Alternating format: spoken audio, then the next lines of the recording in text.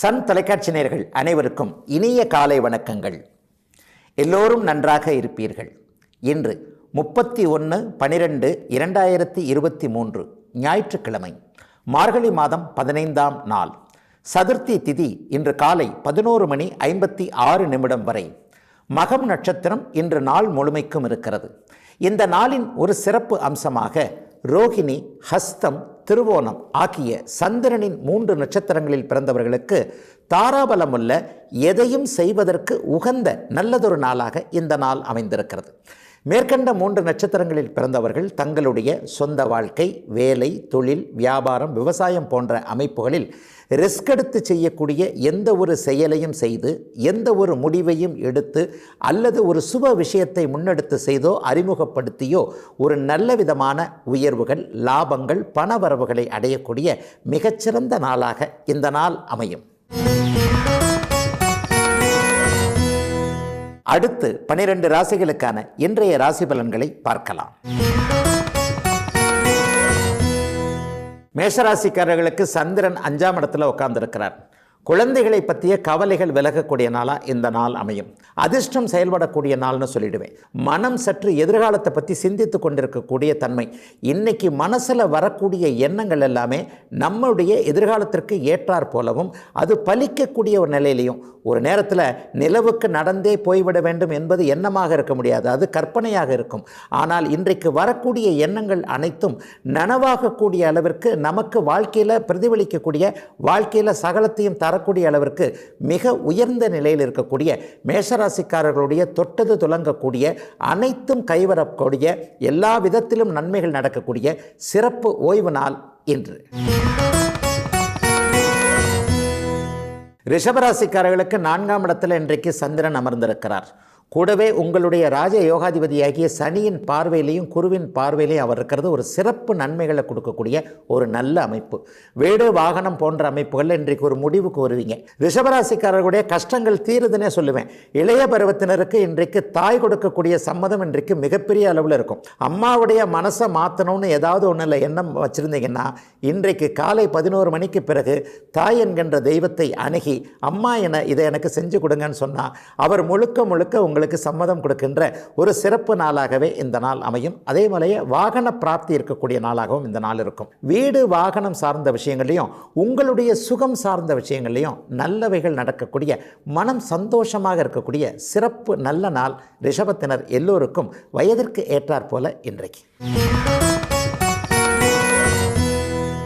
மிதுனராசிக்காரர்களுக்கு 3இல் சந்திரன் குரு பார்வையோட புகழ் கிடைக்கக்கூடிய நாள், பேர் எடுக்கக்கூடிய நாள். எல்லா கஷ்டமும் இன்றோடு விலகிவிட்டது அப்படிங்கிறது தான் வருட இறுதி நாளான இன்றைக்கு மிதுனராசிக்காரர்களுக்கு சொல்லக்கூடிய கணக்கு.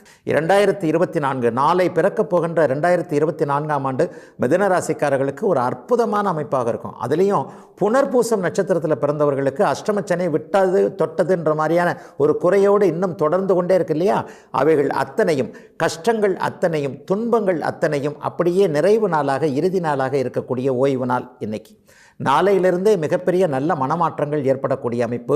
பொருள் வரவிற்கு ஏற்றாற்போல சில விஷயங்கள் அடையாளம் காட்டப்படக்கூடிய தன்மை, சில அறிமுகங்கள், சில அஸ்திவாரம் போன்ற சில விஷயங்கள், வேலை, தொழில் அமைப்புகளில் இதை செய்யலாம் அதை செய்யலாங்கிற ஒரு தெளிவான முடிவு வரக்கூடிய ஒரு தன்மை. ஆண் பெண் இருபாலாருக்குமே குடும்பத்தில் இதுவரைக்கும் இருந்து வந்த கவலைகள், பிரிவினைகள் அத்தனையும் விலகக்கூடிய ஒரு சிறப்பு யோக நாளாகவே, நல்ல நாளாகவே அமைந்திருக்கிறது மிதுனத்தினர் எல்லோருக்கும் இன்று. கடகராசிக்காரர்களுக்கு ராசிநாதனாகிய சந்திரன் இன்றைக்கு குருவின் பார்வையில் சிறப்பான அமைப்பில் இருக்கிறார். 2ஆம் இடத்தில் இருக்கிறார். 2ஆம் இடம் தனம், வாக்கு, குடும்பம் என்று சொல்லப்படக்கூடிய ஒரு சிறப்பு நன்மைகளை கொடுக்கக்கூடிய இடம், வாக்கு பலிதம் ஏற்படக்கூடிய இடம்.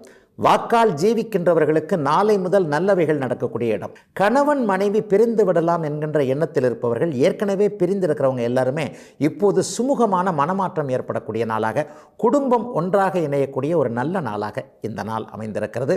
சிலருக்கு பொருள் வரவு, பண வரவு கிடைக்கக்கூடிய அமைப்பு. நீண்ட நாட்களாக எதிர்பார்த்திருந்த ஒரு பெரிய தொகை கிடைக்கக்கூடிய அமைப்பு. அதில் முழுவதுமாக கிடைக்கலனா கூட ஒரு 10%, 20% இந்த அமைப்பிலேயே இந்த ஒரு மாதத்துக்குள்ளேயே பணம் முழுக்க முழுக்க வந்துவிடும்.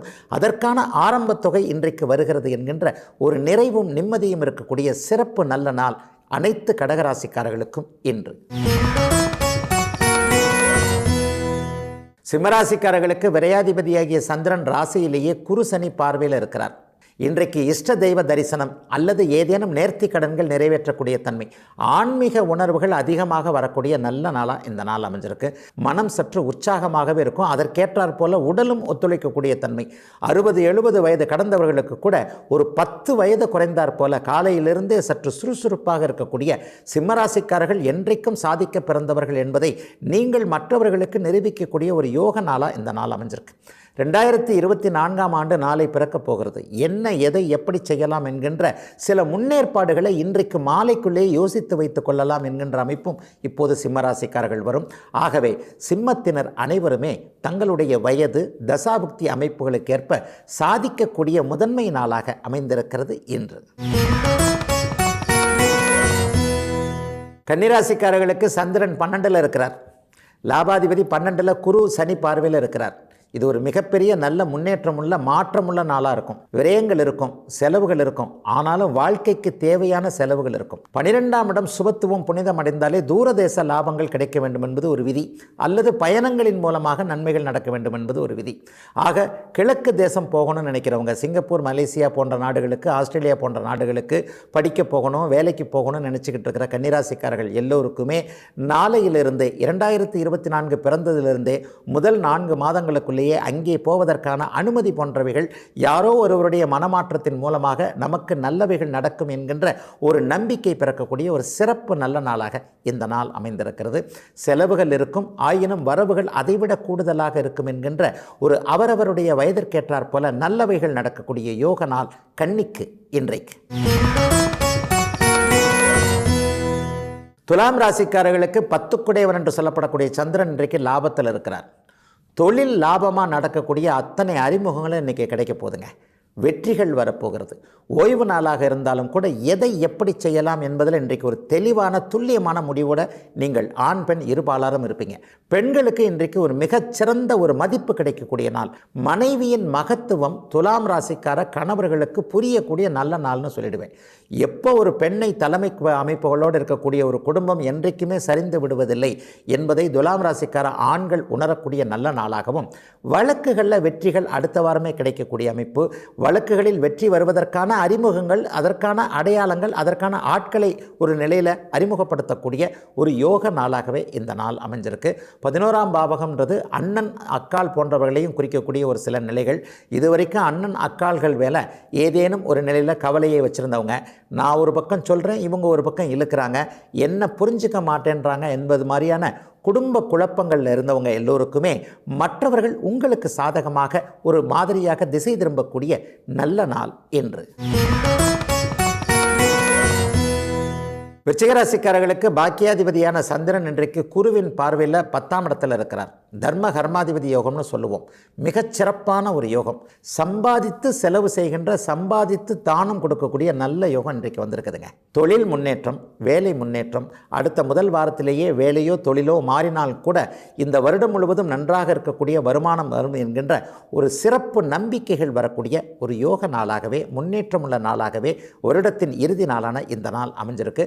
விருச்சிகராசிக்காரர்கள் எல்லோருக்குமே வயதிற்கு ஏற்றாற் போல நல்ல விதமான வாய்ப்புகள், சந்தர்ப்பங்கள் கிடைக்கக்கூடிய தன்மை. 2023ஆம் வருடம் எதை உங்களை தொல்லைப்படுத்தியதோ அது இன்றோடு விலகப் போகின்ற ஒரு யோக நாளாகவே அமைந்திருக்கிறது விருச்சிகத்தினர் அனைவருக்கும் இன்று. தனுசு ராசிக்காரர்களுக்கு எதிர்பாராத அதிர்ஷ்டத்தை கொடுக்கக்கூடிய நாள் இந்த நாள். பாக்கியங்கள் இன்றைக்கு கிடைக்கக்கூடிய அமைப்பு. இந்த வாரத்திலேயே பங்குச்சந்தை போன்ற யூக வணிகம் போன்ற அமைப்புகளில் கடந்த காலத்தில் இந்த வருஷம் முழுவதுமே ஏற்ற இறக்கமாகவே இருந்து வந்தது. 5 ரூபாய் சம்பாரித்தேன், 50 ரூபாய் விட்டேன் அப்படிங்கிற மாதிரியான நிலைமை தான் இருந்தது. இதை எப்படி ஒரு நிலைத்தன்மை கொண்டதாக கொண்டு வருதுன்னு தெரியலையே என்பது போன்ற குழப்பங்களில் இருக்கக்கூடிய அத்தனை தனுசு ராசிக்காரர்களுக்கும் பாக்கியங்கள் கிடைக்கக்கூடிய, எதிர்பாராத லாபம் போன்றவைகள் கிடைக்கக்கூடிய நாளாக இந்த நாள் அமையும். அடுத்த மாதத்திலேயே, அடுத்த வாரத்தின் முதல் நாளிலேயே பெரிய அளவில் மாற்றம் நம்ம இழந்த பணம் திரும்ப வருவதற்கான ஆரம்ப அமைப்புகள் இன்றைக்கு உருவாகக்கூடிய நாளாக இந்த நாள் அமையும். இன்றைக்கு பிற்பகல் 3 மணிக்கு பிறகு அறிமுகம் ஆகக்கூடிய ஒருவரின் மூலமாக வாழ்க்கை நல்ல விதமாக ஒளிமயமாக மாறக்கூடிய நல்ல நாள் தனுசு ராசிக்காரர்கள் எல்லோருக்கும் இன்று. மகர ராசிக்காரர்களுக்கு சந்திரன் 8இல் மறைகின்ற சந்திராஷ்டம நாள். ஆனாலும் அவர் குரு பார்வையில் இருக்கிறார். அப்படி ஒன்றும் பெரிய சாதகமற்ற தன்மைகள் எதுவும் மகர ராசிக்காரர்களுக்கு வந்துடாது. ஆயினும் சந்திரன் 8ல் மறையும் போது மனம் சற்று அலைப்பாயும் தன்மையாக ஒரு நிலையில்லாத அமைப்பாக இருக்கின்றனால வாழ்க்கையை புரட்டி போடக்கூடிய வேலை தொழில் அமைப்புகளை மாற்றக்கூடிய முடிவுகள் எதையும் இன்றைக்கி பண்ணக்கூடாத நாளாக இந்த நாள் அமையும். சமூக ஊடகங்களில் ரொம்ப அதிகமான ஆர்வம் இருக்கிறவங்க கூட இன்றைக்கு பதிவுகள் போடுவது அல்லது வேறு ஏதேனும் ஒருவரை புதியவராக அறிமுகப்படுத்திக் கொள்வது, நண்பராக சேர்த்து கொள்வது போன்ற அமைப்புகளில் கண்ணும் கருத்துமாக நிதானமாக இருக்க வேண்டிய நாளாக சந்திராஷ்டம நாளாக மகர ராசிக்காரங்களுக்கு அமைந்திருக்கு.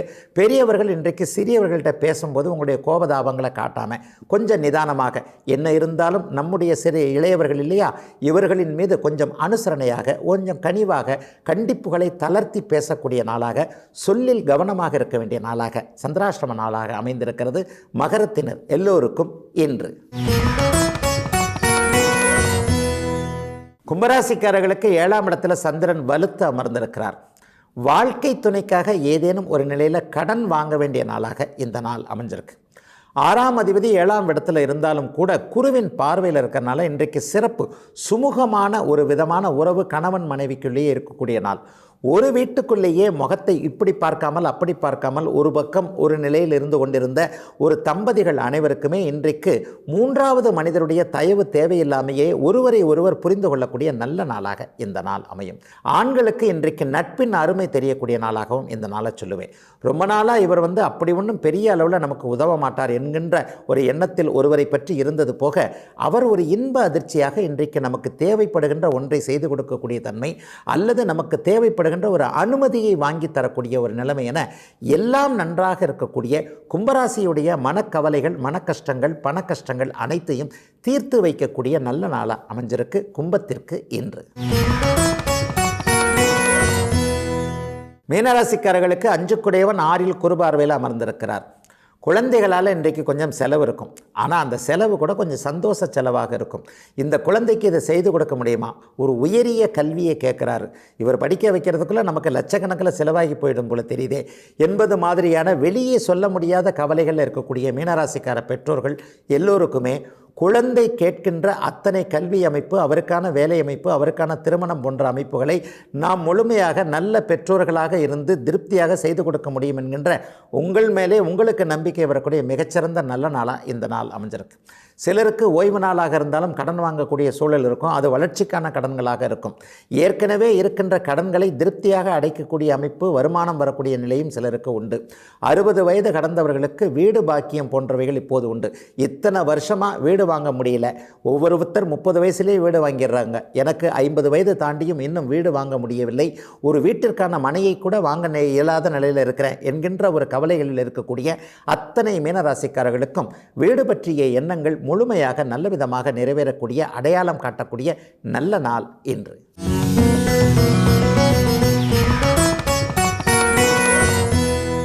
இன்றைக்கு நம்முடைய ஜோதிட விளக்கம் பகுதியில் நம்ம பார்க்க வேண்டிய ஒரு முக்கியமான கருத்து ராகு தரும் தடை என்பதை இன்றைக்கு பார்த்துடலாம். ஒரு ஜோதிடத்தில் ஆர்வம் உள்ளவர்கள் அல்லது ஜோதிடராக இருப்பவர்கள் அல்லது ஜோதிடத்தை தெரிந்து கொண்டிருக்கின்ற ஆர்வலராக இருக்கவங்க எல்லாருக்குமே இது பற்றிய இந்த ராகு பற்றிய சில விஷயங்களில் சில சந்தேகங்கள் இருக்குது. எல்லா இடத்துலையும் 2, 7, 8ஆம் இடங்களில் இருந்துட்டாலே ராகு என்கின்ற ராகு கேது இதே மாதிரி மணமகனை பார்க்க வேண்டும், இதே மாதிரி மணமகளை பார்க்க வேண்டும். இந்த இடத்தில் இருக்கக்கூடிய ராகு கண்டிப்பாக மன வாழ்க்கையில் பாதிப்புகளை கொடுப்பார் அப்படின்னு சொல்கிறாங்க. ஆனால் நேருக்கு நேராக சில நிலைமைகளை பார்க்கும் பொழுது 2ஆம் இடத்தில் ராகு இருந்தாலும், 7ஆம் இடத்தில் ராகு இருந்தாலும், 8ஆம் இடத்தில் ராகு இருந்தாலும் நல்லாவே அவங்க திருமண வாழ்க்கையில் இருக்கிறாங்க. இந்த ராகு தோஷம் இல்லாதவர்கள், ராகு தோஷம் இருக்கின்றவர்களை கல்யாணம் பண்ணிக்கிட்டு நல்லா இருக்கிறாங்களே. ஒருவருக்கு தோஷம் இருந்தால் அவருக்கும் இதே மாதிரியான தோஷங்கள் இருக்க வேண்டும் என்று சொல்லப்படுகிறதே. இது சுற்றக்கூடிய, தலையை குழப்பக்கூடிய ஒரு விஷயமாக இருக்கிறதே என்பது தான் இன்றைக்கு ஒரு விளக்கத்தை சொல்லக்கூடிய ஒரு அமைப்பு. ராகு கேதுக்கள் 2, 7, 8 இருந்தால் அதே மாதிரியான 2, 7, 8 இருக்கின்ற ஒரு ஜாதகத்தை தான் இணைக்க வேண்டும் என்பது எந்த ஒரு மூல நூலையும் விளக்க நூல்களையும் கண்டிப்பாக சொல்லப்படவே இல்லை. இது ஒரு கேட்பார் அமைப்பாக ஒருவருக்குள்ள ஒருவர் ஜோதிடர்களாக உருவாக்கி கொண்ட ஒரு விதிதானே தவிர சர்வ நிச்சயமாக ராகு கேது தோஷம் இல்லாதவரையும் ராகு கேது தோஷம் இருக்கிறவரையும் இணைக்கிறதுனால மிகப்பெரிய சோதனைகள் எதுவும் வந்துட போகிறதில்லைங்க.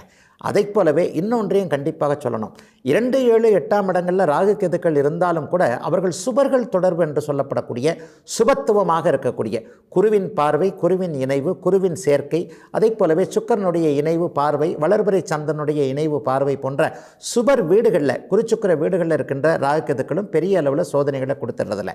இந்த மாதிரியான சுபத்துவமாக இருக்கக்கூடிய ஜாதகர்கள் தான் அந்த ராகு கேது தோஷம் விலகி ஒரு நிலையில் அது இல்லாதவர்களை கூட திருமணம் செய்து கொண்டு நன்றாகவே இருக்கிறார்கள் என்பதை கண்கூடாகவும் நம்மளால் கண்டிப்பாக பார்க்க முடியும். எல்லா நேரங்கள்லேயும் கிரகங்கள் ஒரு தொல்லைகளை கொடுத்துறதில்லை. ஒரு கிரகம் எப்போது அதனுடைய நல்ல கெட்ட பலனை கொடுக்க போகிறது என்பதை கணிப்பதும் ஒரு சிக்கலான ஒன்றாக இருக்கும். ராகு கேது தசை அமைப்புகளே வராதவர்கள் அல்லது திருமணத்திற்கு முன்பே வந்துவிட்டு போனவங்க அல்லது 70 வயதிற்கு பிறகு வருபவர்களுக்கு இந்த சர்ப்பதோஷம் என்கின்ற ராகு கேது தோஷம் வேலை செய்கிறதே இல்லை. அதாவது கெட்ட பலனை தர்றதில்லை.